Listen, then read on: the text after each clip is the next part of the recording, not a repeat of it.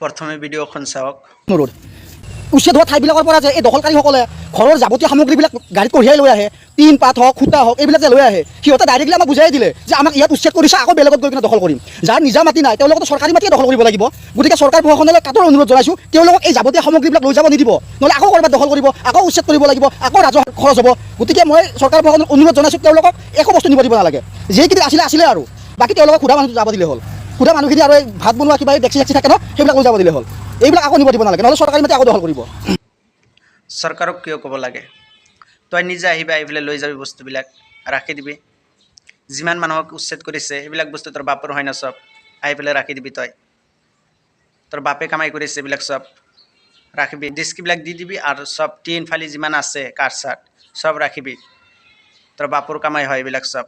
আকৌ বেলেগ ঠাইত যাই পেলাই তোৰ বাপৰ মাটি আছে এইবিলাক দখল কৰি খাব না? তই ৰাখিবি চব, আহিবি পিটি ফালি দিব। এনে মেলমেল কৰি নাথাকবি অনলাইনত, ডাইৰেক্ট আহিবি। কিমান দম আছে ৰাখিবি, আহি পেলাই যিমান মানুহক উচ্ছেদ কৰিছে সিমান মানুহৰ যিমান সামগ্ৰী আছে চব তোৰ বাপৰ কামাই হয়, লৈ যাবি আহি পেলাই। বকিলেও হৈ গ'ল নেকি? আহিবি কুকুৰ।